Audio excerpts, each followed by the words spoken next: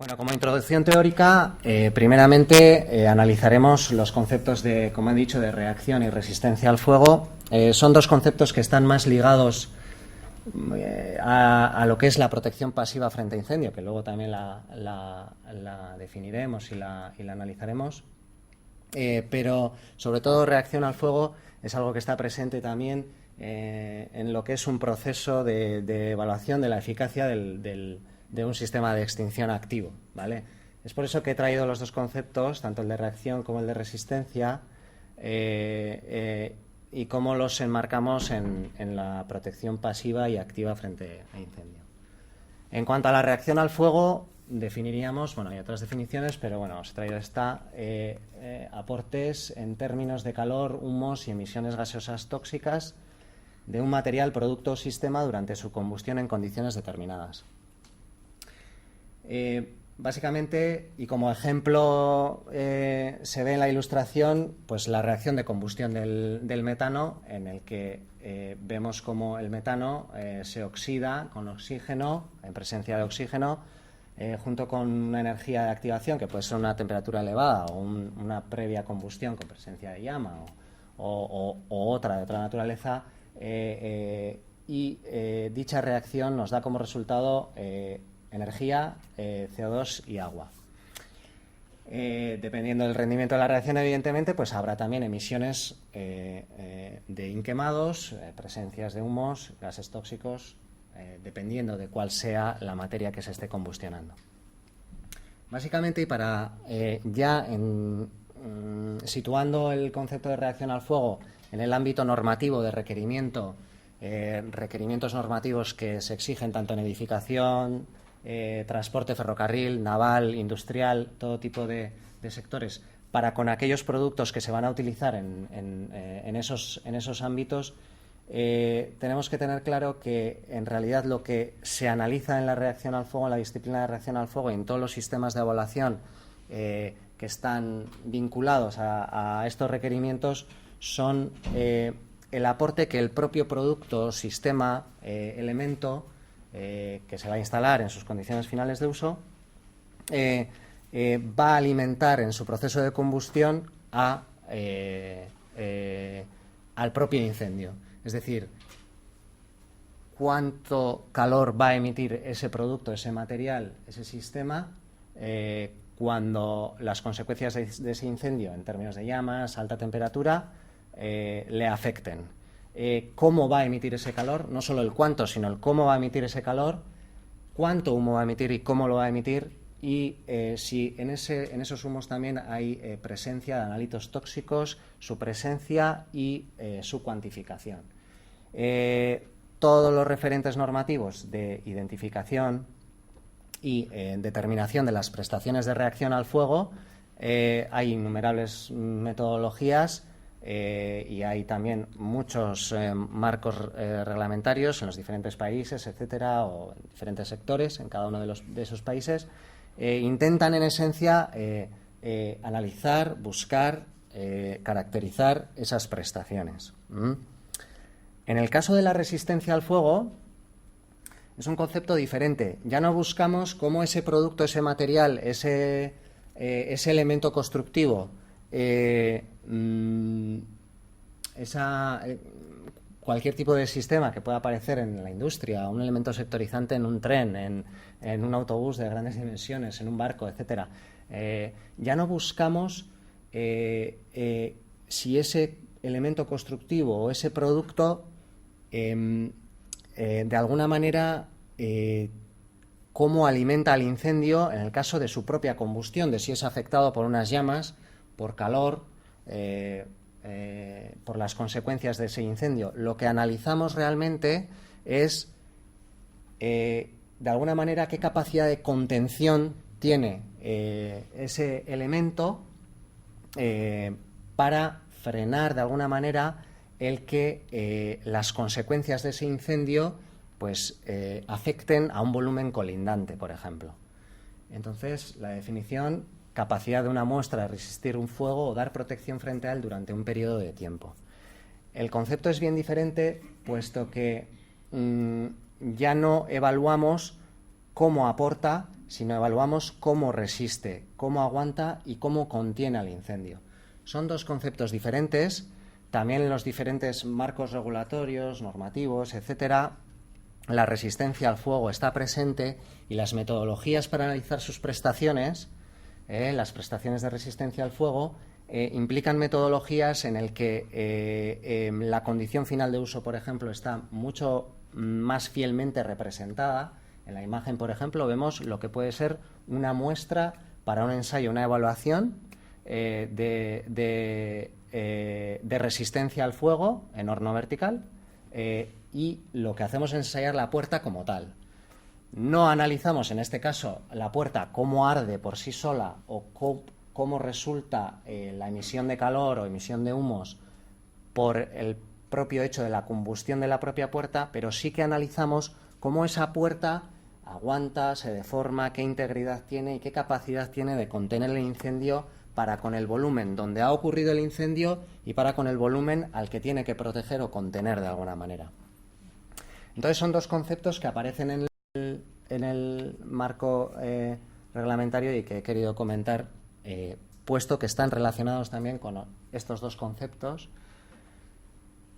En principio, más ligados al primer concepto, que es la protección pasiva frente a incendio.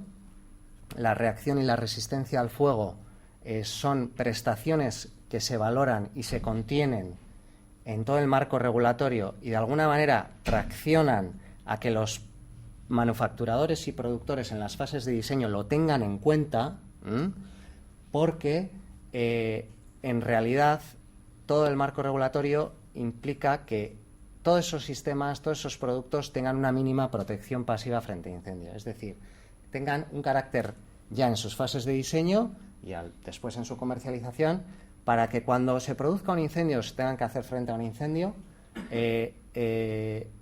lo hagan o hagan que ese incendio pues tenga una contención, de manera que las pérdidas materiales, las pérdidas humanas, pues sean las mínimas posibles. Entonces, bueno, es una definición, engloba todos los materiales y procedimientos de aplicación que conforman una instalación contra incendios con el objetivo de prevenir la aparición de un incendio, impedir, retrasar su propagación y facilitar su extinción. Es un carácter preventivo en el concepto. ¿Qué ocurre en la protección activa? La protección activa y los otros dos conceptos que hemos visto al inicio no aparecen tanto en la protección activa, puesto que la protección activa engloba a todo el conjunto de medios, equipos, sistemas que van a actuar activamente para frenar el incendio. Son los comúnmente denominados todos los sistemas de extinción, detección, alarma, etcétera, cuyo fin es impedir que éste se propague, evitando las pérdidas y daños producidos por el fuego. El ejemplo que hoy veremos en la charla está mucho más unido a la protección activa, porque lo que vamos a ver a partir de ahora es un sistema fijo de extinción instalado en la campana de una cocina industrial, y se define per se como un elemento de protección activa frente a incendios, pero el proceso en el proceso químico que ocurre, por ejemplo, en el espumógeno, como veremos luego, cuando actúa sobre un aceite que se ha incendiado por accidente, es un proceso totalmente enmarcado, por ejemplo, en la reacción al fuego. Entonces, ahí hay conceptos que se entremezclan y he querido, pues bueno, hacer un pequeño mapeo de lo que quieren decir. Como os venía diciendo, los sistemas fijos de extinción instalados en cocinas industriales son un elemento enmarcado en la protección activa frente a incendio, ¿vale? Antecedentes en la reglamentación de sistemas de protección en cocinas industriales. Bueno, vamos a ver un poco cuál ha sido el pasado cercano y el presente de la reglamentación, no solo de estos sistemas. Este sistema es un ejemplo, el sistema fijo de cocina industrial es un ejemplo de otros sistemas que existen y que están regulados algunos, como veremos, pues bueno, en una serie de reglamentaciones y requerimientos. Os he traído por un lado el Código Técnico de Edificación. ¿Por qué? También vinculado al RICI, el Código Técnico de Edificación, en uno de sus capítulos, afirma que ciertas cocinas instaladas en edificación, dependiendo en función de su potencia, se catalogan como riesgo bajo, medio o alto. En algunos casos, el Código Técnico de Edificación afirma la obligatoriedad de tener que instalar un sistema de extinción en este tipo de cocinas, ¿vale?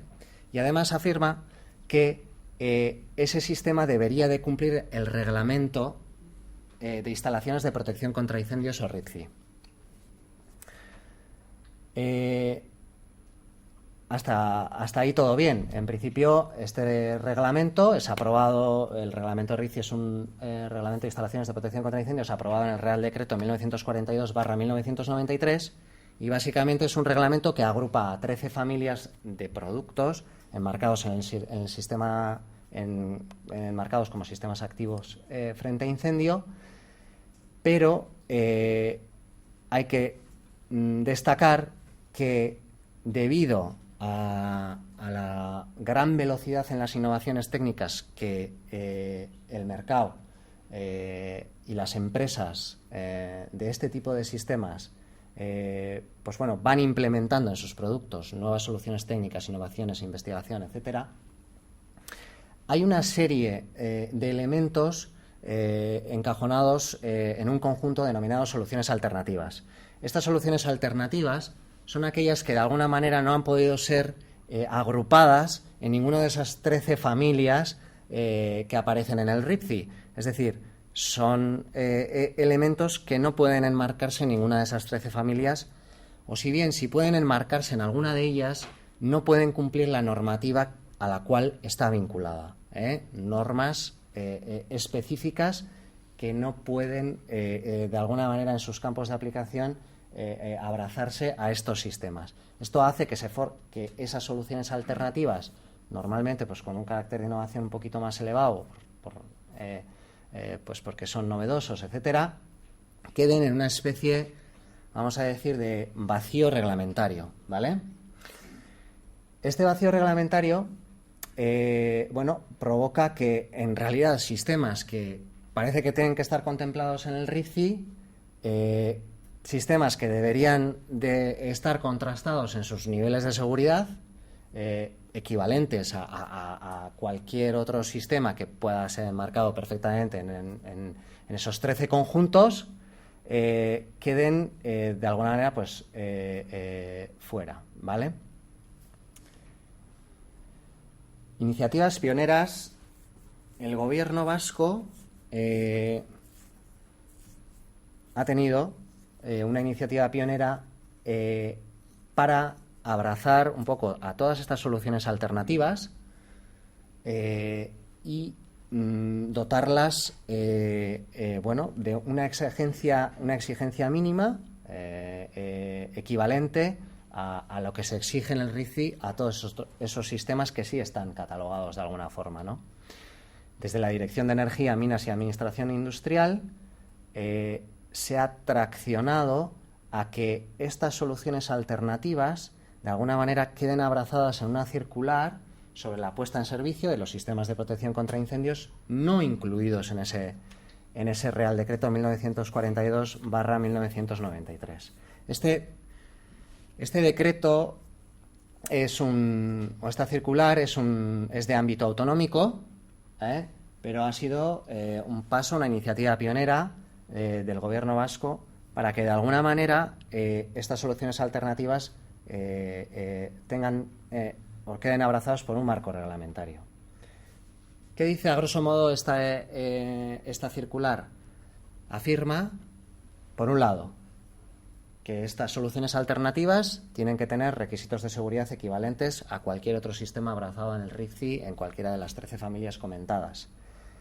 Y ve suficiente con tener una evaluación técnica favorable,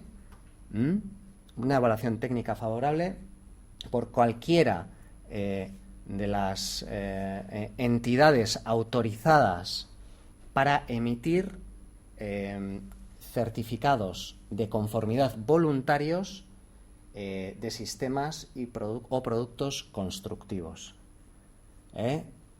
Evaluación técnica favorable que habrían de emitir, por lo tanto, esas entidades autorizadas para emitir esos certificados de conformidad voluntarios de sistemas o productos constructivos. Son 3 a nivel nacional las entidades que tienen esa autorización.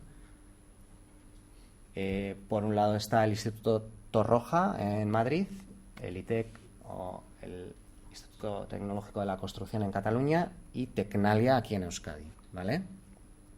Somos las entidades que tenemos la potestad para emitir ese tipo de evaluaciones técnicas.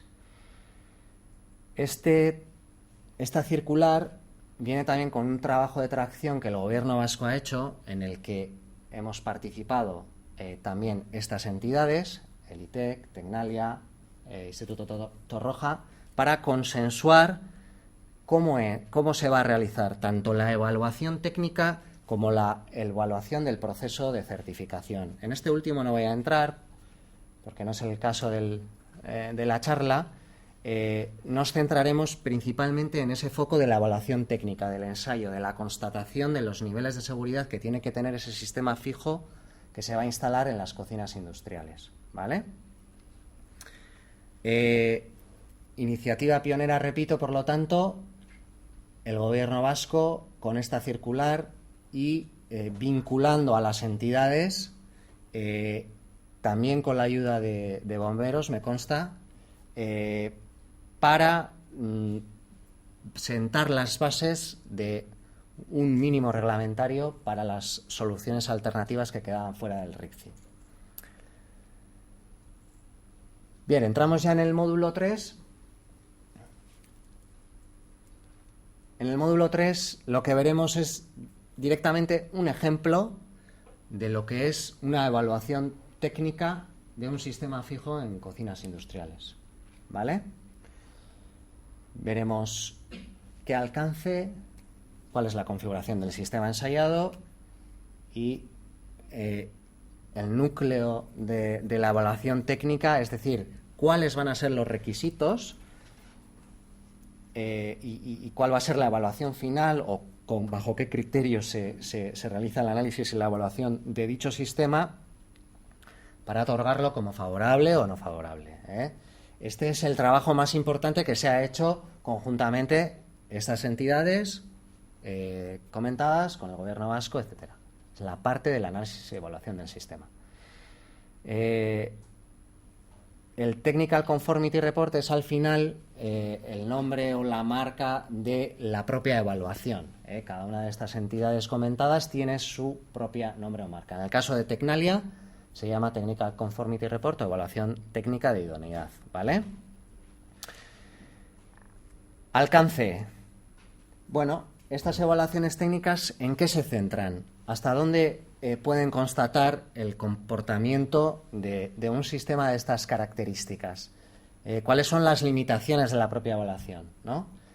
Los sistemas evaluados no cubren riesgos en campana y en conducto. Veremos que ese sistema está instalado en la campana de la cocina industrial, ¿vale? Actuará sobre la zona de trabajo donde se manipulan los alimentos,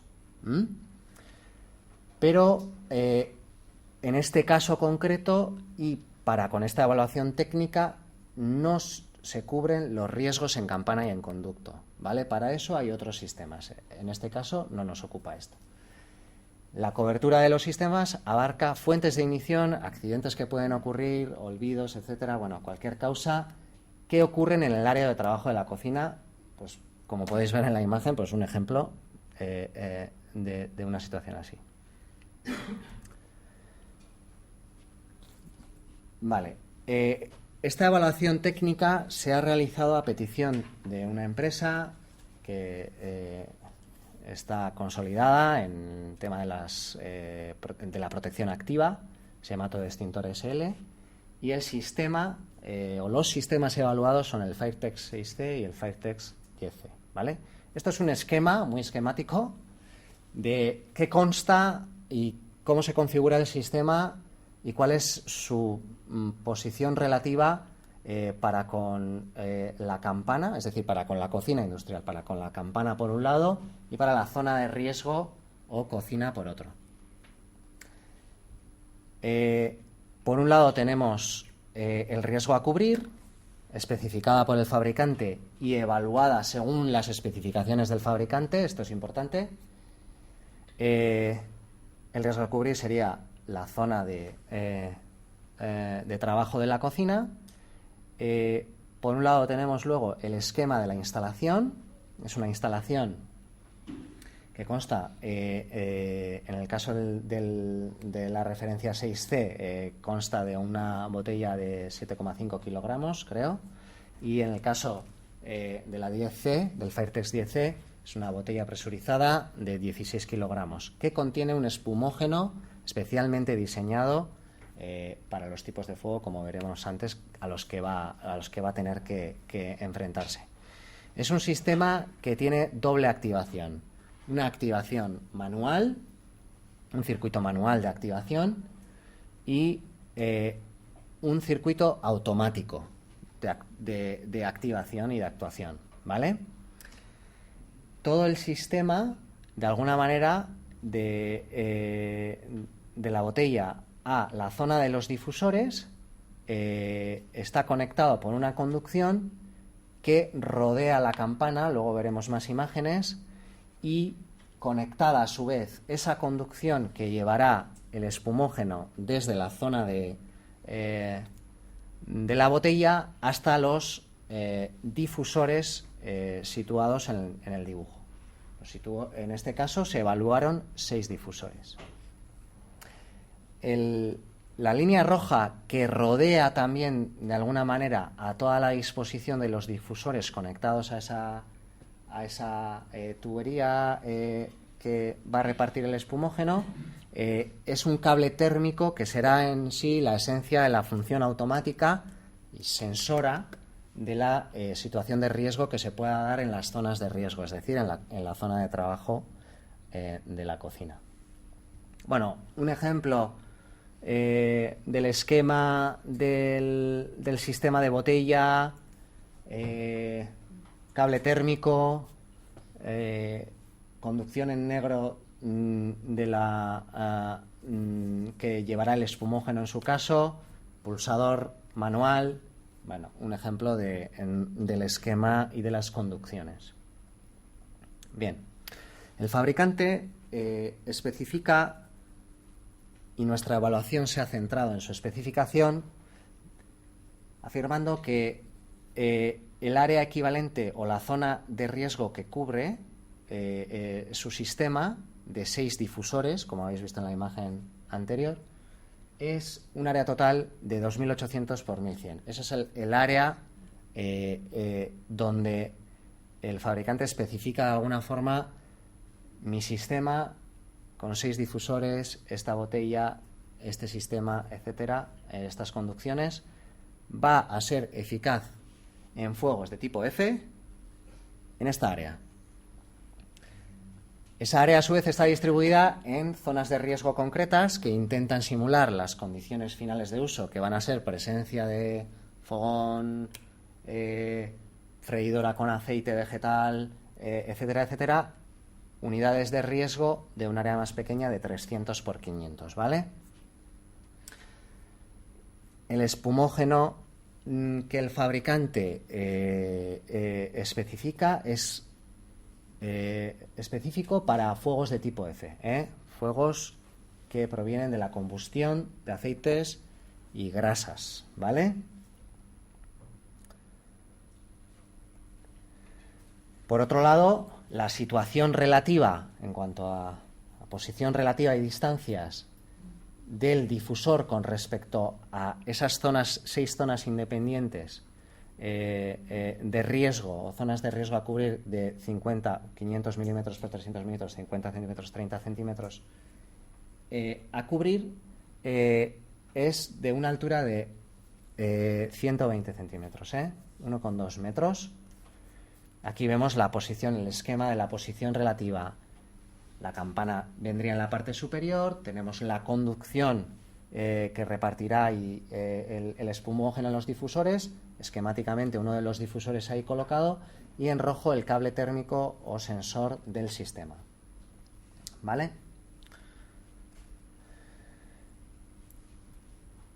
Esta evaluación técnica y este ensayo se realizó en colaboración con su escuela, en sus instalaciones de Ispaster.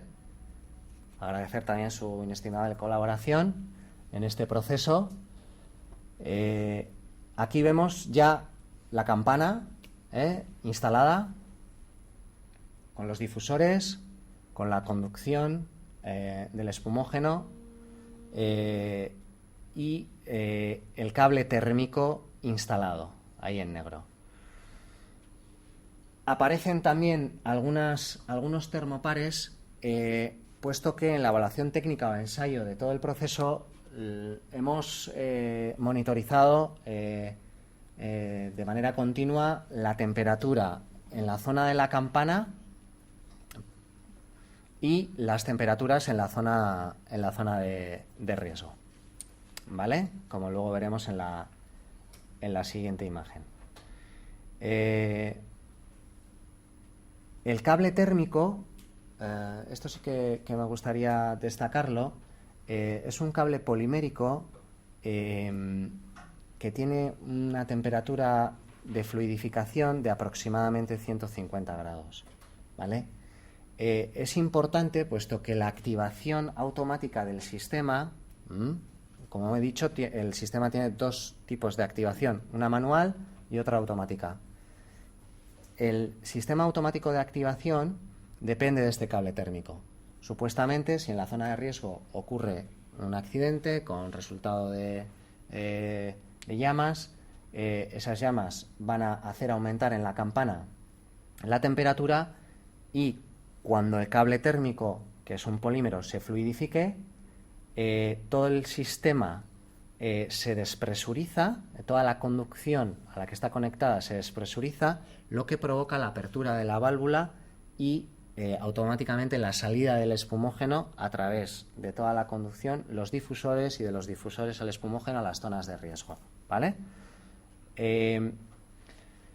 Una de las, vamos a decir, partes sensibles del ensayo y de la evaluación técnica es evaluar exactamente en qué tiempos ocurre esa detección, entre comillas, que no es nada más que la consecuencia de la fluidificación del cable térmico y despresurización del sistema, cuando se ha producido una situación de incendio en la zona de riesgo. Veremos ahora en las imágenes ejemplo de la zona de riesgo, de zonas de riesgo independientes de 500 por 300 milímetros.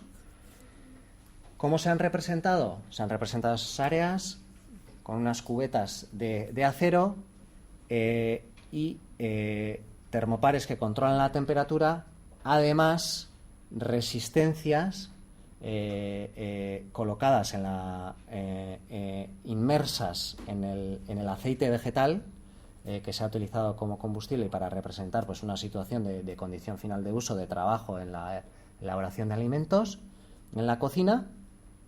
Esta resistencia será la que simulará una situación de accidente, de alguna forma, que pueda ocurrir en condición final de uso. Es decir, se calentará el aceite tal y como se calienta una freidora, en este caso con una resistencia de alta potencia que llevará el aceite a su punto de ignición. Teníamos datos de que el aceite vegetal tendría una ignición aproximadamente en los 360 grados, si no me equivoco. Estas resistencias tenían su función elevar esa temperatura hasta los 300, por encima de los 360 grados. Termopares, como hemos comentado, y bueno, hicimos una especie de frame para sujetar y simular pues una situación de una cocina. Aquí no se ve la imagen, pero en la parte superior estaría la campana con su filtro, como hemos visto en las imágenes anteriores, conectada a un conducto también, pero todo el ensayo según los acuerdos que hemos hecho con las diferentes entidades, se ha realizado sin ventilación, ¿vale? Sin ventilación. Bueno, algunas imágenes capturadas del vídeo que veremos después, bueno, del proceso de la evaluación, del ensayo, del sistema. La fotografía de la izquierda pues muestra el momento de autoignición del aceite. Las resistencias llevan a calentamiento y en torno a esos 360 grados se produce la ignición espontánea del aceite sin presencia de llama alguna ni nada por el estilo. El aceite sufre autoignición. La fotografía de la derecha a los 30 segundos. Las llamas se avivan. El proceso de combustión del aceite pues va generando más calor y más llamas. Fotografía de la izquierda a los 50 segundos de la autoignición. Ya dentro de esos 50 segundos tenemos ya una presencia de llama importante, una altura de llama importante, y momento en que se activa el sistema de detección, ¿vale? La fotografía de la derecha muestra la extinción a los 8 segundos. Importante porque estas imágenes, creo, si no hay nada me corriges, creo que son del sistema automático. Efectivamente. Luego, al final, veremos cuáles son los requisitos acordados para hacer o no favorable la evaluación técnica, y esos requisitos implican que desde... aunque lo veremos luego, voy a decir el primero, porque creo que es el más importante ahora, es que desde que se produce la ignición hasta que se extingue por la acción del espumógeno, no puede pasar más de un minuto. En este caso fueron 50 segundos más 8, 58 segundos. ¿Vale? Es muy, muy importante qué sensibilidad va a tener para con la situación que ocurra en la zona de trabajo el sistema de detección automático, para que el proceso sea favorable o no favorable. Luego veremos más requisitos que se han de cumplir. Estas imágenes son tomadas de la evaluación que se realizó al sistema en su modo automático, para ver su eficacia en su modo automático, y el vídeo que veremos ahora es un vídeo de la eficacia del sistema en modo manual, ¿vale? Es decir, cuando la situación de incendio que se produciría, en el que nosotros estamos en la zona de riesgo, trabajando, elaborando los alimentos, y de repente aquello, pues por una razón o por otra, pues se produce un accidente con resultado de incendio, y nosotros activamos, o somos capaces de activar directamente el pulsador que activa todo el sistema, libera el espumógeno manualmente, con activación manual.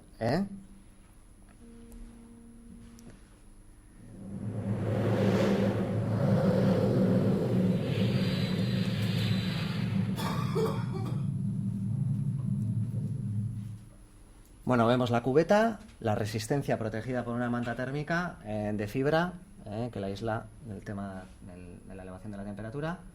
Llevamos ya bastante tiempo calentando, 360 grados, aumenta la temperatura, emisión de gases.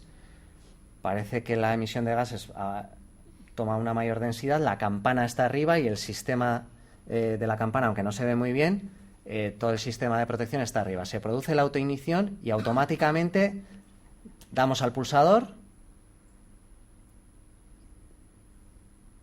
y vemos cómo actúa el espumógeno.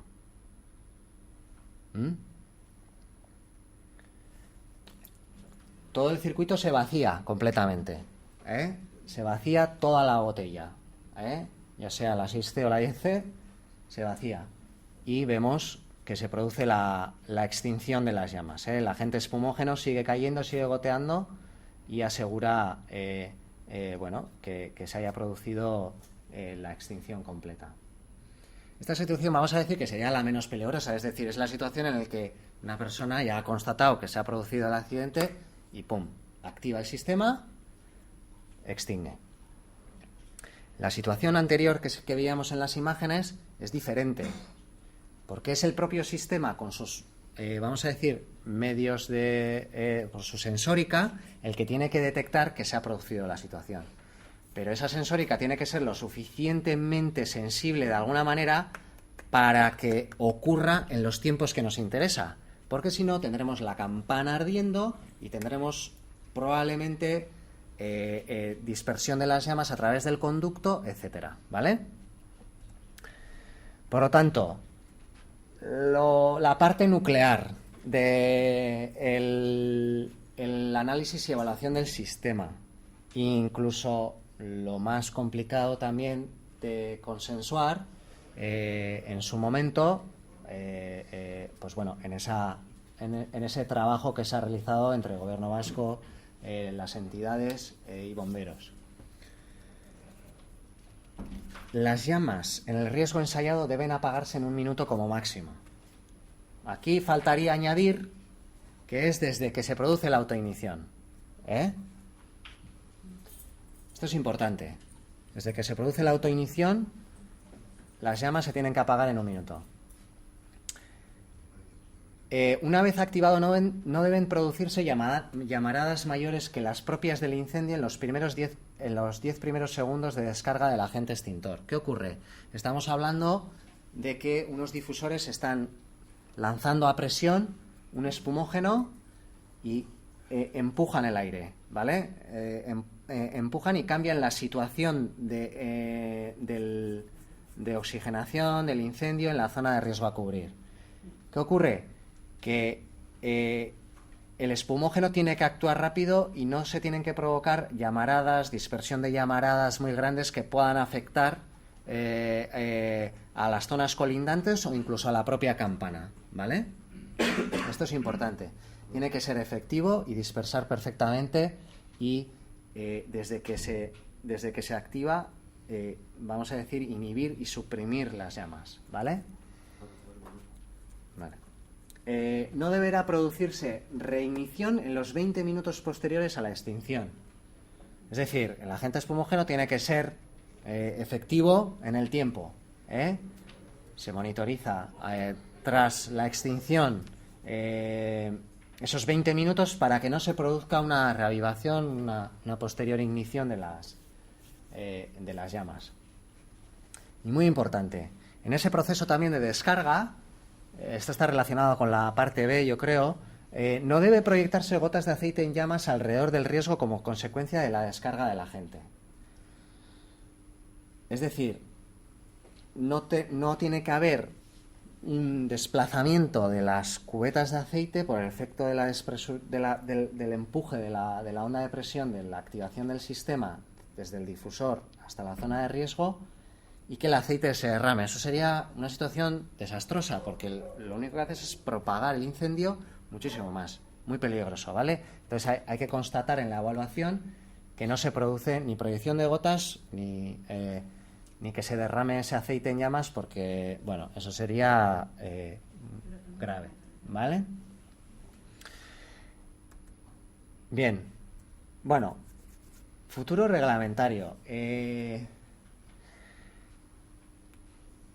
Actualización del RIFCI.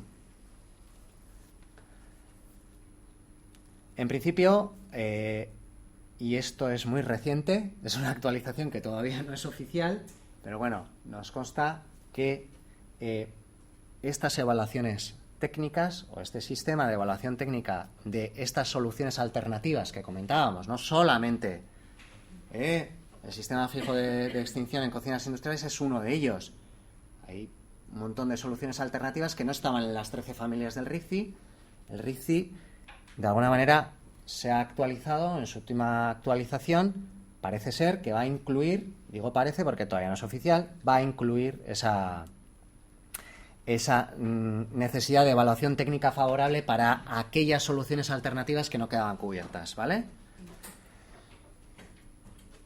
Paralelamente, desarrollo normativo nacional, también se está moviendo el hecho de que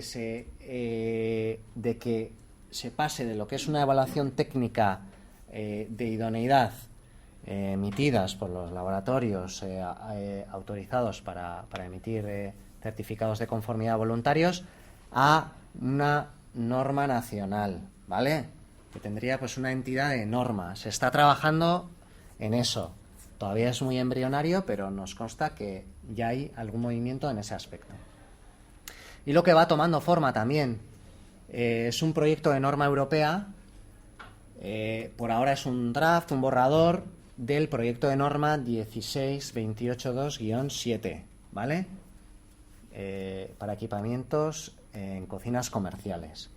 Esto lo está llevando un comité al que creo que era, y no recuerdo, el de climatización, exacto, que al cual se le están uniendo otros comités más directamente relacionados con los temas de Activa, así que es probable que haya evoluciones y pasos tanto a nivel nacional como en la norma europea dentro de lo que es el espectro de este tipo de soluciones alternativas o innovadoras que no estaban cubiertas en el RIFCI.